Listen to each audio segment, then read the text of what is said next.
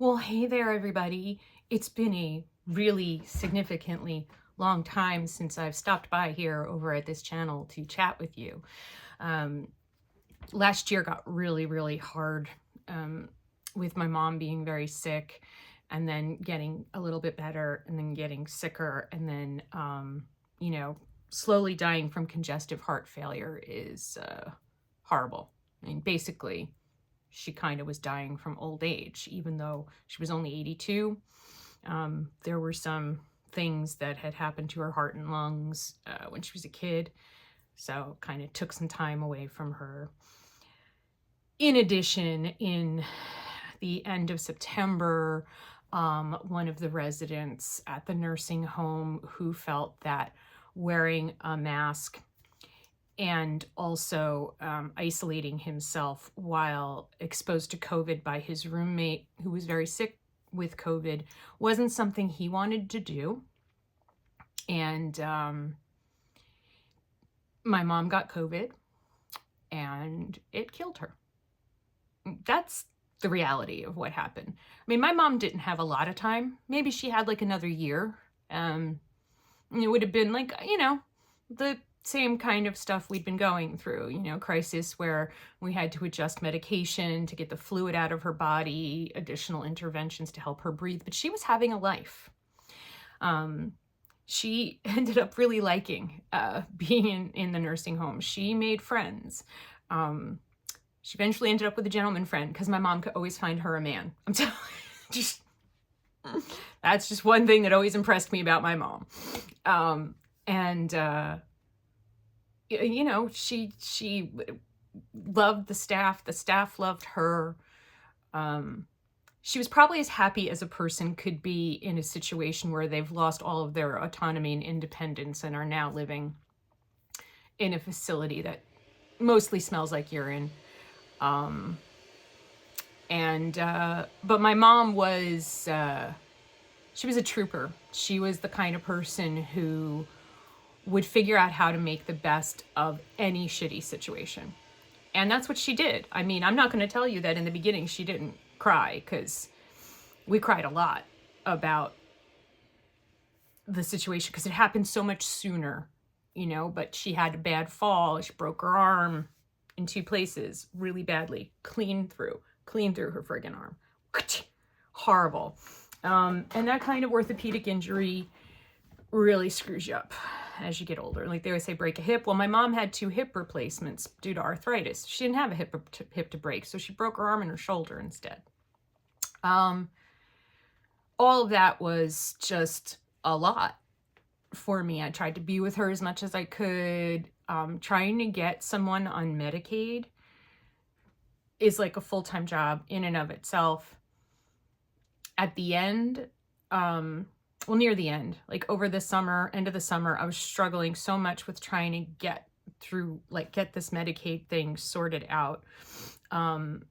It was just me spending a lot of time yelling at answering machines that she doesn't have any money. Like, here's what she has. How do we get her on Medicaid? Like, how much longer is the nursing home gonna let me keep saying she's Medicaid pending before they're like, and then I found out they can't kick you out. So that was but for a while I was like, well, where's my mom gonna go? I can't do, 4 nebulizer treatments a day and help her go to the bathroom. Like, I can't do any of that. So last year was extremely stressful. And she passed away on November 13th. And it went pretty much exactly as she and I had wanted and talked about and planned, in that she was not in any pain. She had been very clear that, when the breathing became very difficult for her fear was dying, gasping for breath. And the problem is that with congestive heart failure and pulmonary hypertension, it's what happens. Your lungs just can't anymore. It's not the first time I've watched someone die of this, and I will tell you, it's the way most of us will go if we get to be old. And so end of life decisions that you need to make and conversations that you need to have are about, okay, we know what this is going to be like towards the end. And how do you want us to handle it? Us meaning me and the doctors, because my brothers were not interested, literally a quote from one of my brothers, we're not interested in doing this with their life. Yeah. They visited her a few times. That's a conversation for another lifetime. I'm still processing the, let's just call it rage. But anyway, she wanted to be very much not feeling any of that when it came to that. So, she was, she lost consciousness on Saturday afternoon. And then, we upped the morphine and we transitioned from all of the, the diuretics, the water pills and all of the things. And we transitioned to making her comfortable. She died at 6:30 Monday morning. And I was with her and I was holding her in my arms and I spent all of that time with her. I was able to finally get moved on Sunday into a room, like a hospice room where it was just her, because it's like really hard. I felt really bad because the other family that was in the room with my mother, the other one was around my age, the daughter, and her mother, I think, was older than my mom. But in any event, both of our moms were dying. And, these rooms are very small. And so eventually, and they were trying to move both of these women into hospice rooms, which are essentially private rooms. And so that finally happened on like Sunday afternoon. So it just made it a little bit less awkward so I could talk to my mom and stuff. So I just talked to her a lot. We watched Downton Abbey. It was our feel-good show. And I never let go of her, and I held her in my arms, and I would be like, I have to go pee. I'll be right back.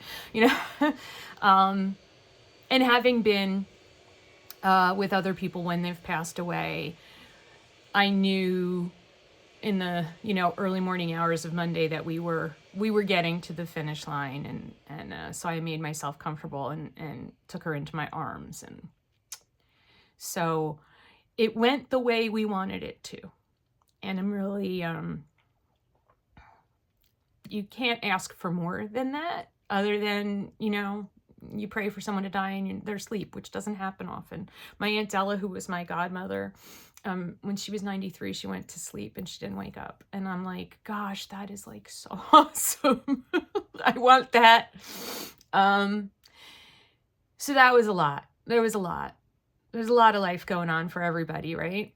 And so the other thing that happened last year that is probably going to impact what happens over here on this channel as I decide how to navigate this situation is that I realized that I'm autistic. Now, some of you out there are going to be like, wait, you didn't realize that until now? I always started to I I knew that I had ADHD. I knew that I was a quirky girl. I was a quirky kid. But I didn't realize, I think, until I started learning about autistic masking, particularly in women, and then was also talking a lot about my childhood with my mom, but also spending a lot of time on memory lane about some painful things and realizing how I eventually learned how it was kind of mask or die for me, because by the time I was 13, and you guys know this, I spent 7th and 8th grade really wanting to not be alive anymore. Home life was difficult.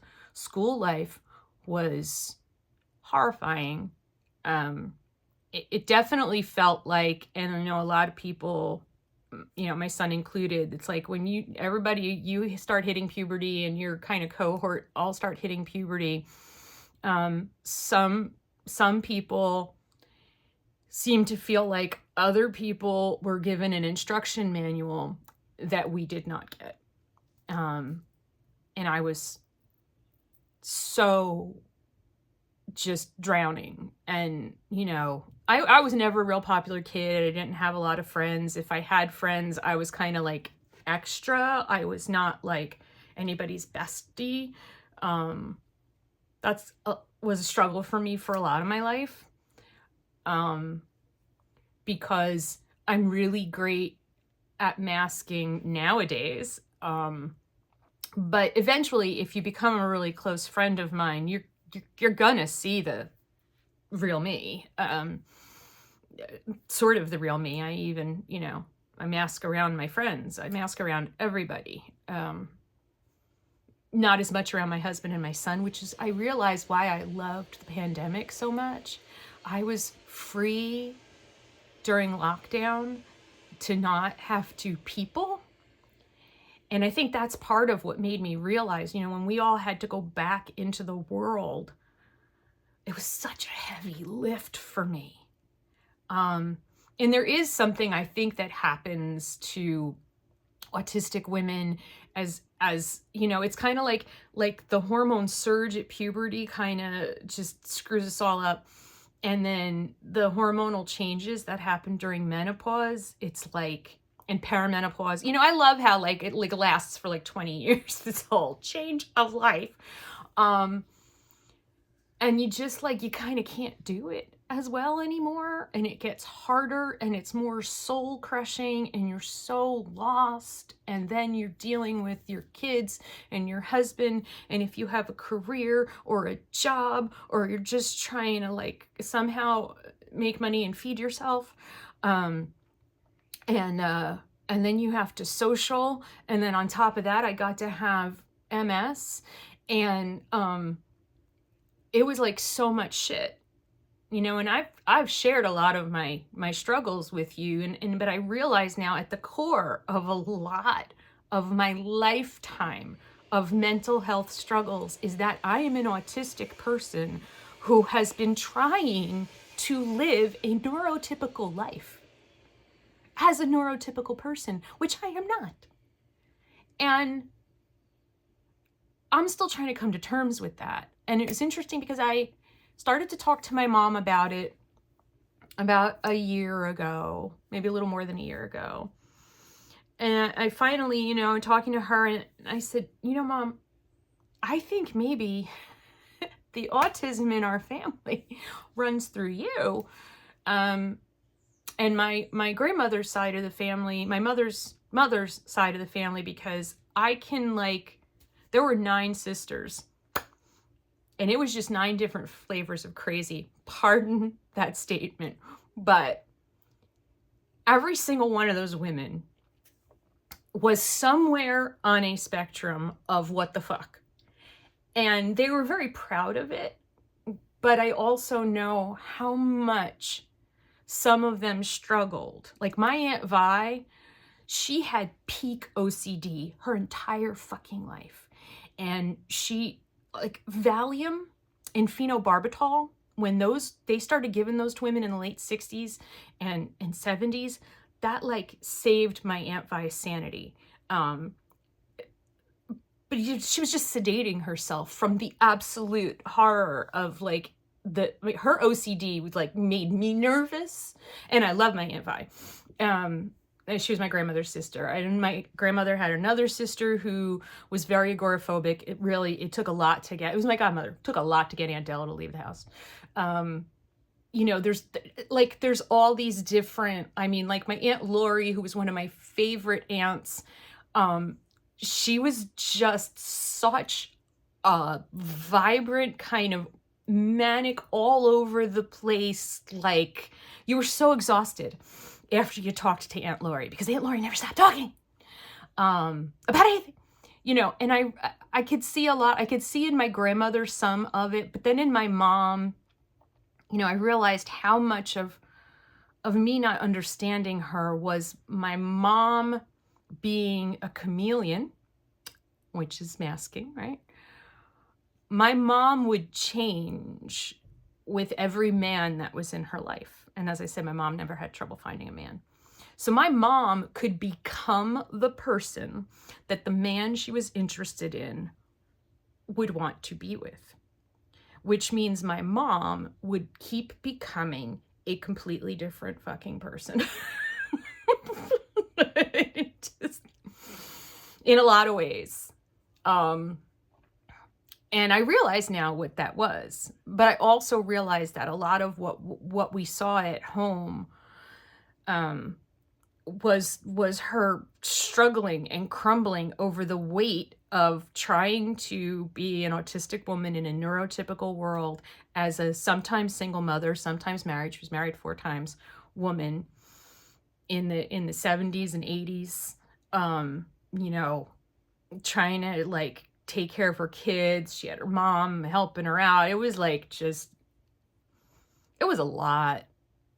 And, you know, it gave me so much compassion for things about her behavior that used to infuriate me or just make me feel like she was a shitty mother.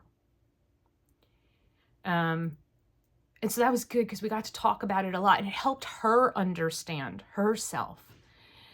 And really make peace with a lot of decisions and mistakes she made in her life, because she came to understand, like, you know how you spend a lot of time in your life going, God, why am I like this? And you're like sobbing over it.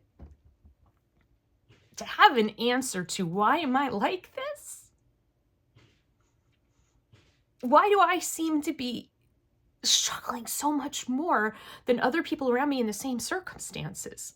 Like, everybody's got shit. Life is hard for everybody. But I seem to be struggling with the hard stuff of life, and also like the really easy shit about forming friendships. And, you know, I'm in this Mahjong group and we meet every Wednesday, and some weeks I don't go because it's a lot of talking. It's a lot of small talk. Lots of small talk. And I'm not real good at small talk. So I eventually will say something weird. And, you know, sometimes it's just, you know, I feel like I'm 12 again. And I just said something in front of a group of people that I'm trying to be friends with, and they're like, literally, I cannot tell you how many times people called me a fucking freak. I said, what the fuck is wrong with you? Why would you say that, you freak? So yeah. So I think the way things are going to change around here. So, my word of the year. Okay, so my word of the year last year was breakthrough. We had a massive breakthrough in me finally figuring it out. Oh, I'm autistic. Okay. You know, in 2022, I unraveled. In 2023, I had the breakthrough. And in 2024, my plan is to rise. Kind of to, have you seen the Phoenix? Let me give you a tour of the Phoenix. This is me. Well, I mean, God, I wish I looked like that. But it's me. It's a Phoenix woman, and she's surrounded by darkness. There's darkness all around the outside of this tattoo, but in here is her inner light. And no matter how dark things get, that little ember in me, it's unstoppable. It's my faith, it's God, it's my soul. But I always back into life after completely crashing and burning. Last year was a little bit of a crash and burn for me. Sometimes breakthroughs come through crashing and burning. And so now this year, I'm gonna grow my wings and fly. I have no idea what that looks like, except trying to be more authentically myself. Trying to be aware of situations that that I don't want to be in. My poor husband. God bless him. God bless that my husband is fine going to things without me. Like yesterday was the St. Patrick's Day thing at a club we belong to. And I really had no desire to go sit at a table with, people I know, acquaintances, and make small talk for 2 hours over food I do not like. It would be so much of a just horrible experience for me. And the whole time I would be pretending to be happy social Melissa that everybody likes while inside I'm fucking dying. And my husband understands that now. And so it's okay for me to just be like, yeah, nah. I don't want to do that. There's times when you have to. You got to go to weddings, you got to go to funerals, you got to go to things, birthday parties. This was St. Patrick's Day buffet. I didn't need to go to that. So I didn't go. I stayed home and I watched the originals because I just finished my rewatch of The Vampire Diaries. Man, I forgot how good that show was. And so now I have to watch the originals, and eventually I'm going to have to watch Legacies, but I'm going to do it because that's the way I do it. See, I'm going to binge the whole fucking situation. And of course, I'm listening to all the podcasts about it because you see, I'm in it. And that's my happy place. Diamond painting, happy place. Dolls, happy place.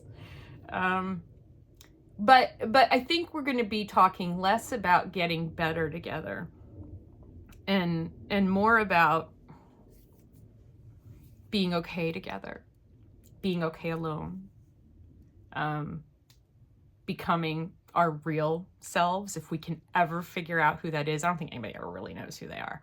But I am going to be talking some more specifically to how I feel being autistic has impacted me psychologically, and how some of the things that I've done some therapies and treatments over the past few years that I think helped me to really understand, and also helped my brain to clear away some of the cobwebs and help me to see things. So I'm going to talk a little bit about that.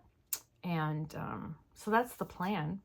So I'm not gone. I'm not going away. I have absolutely no schedule planned. But I will pop in when I feel I have something useful to say.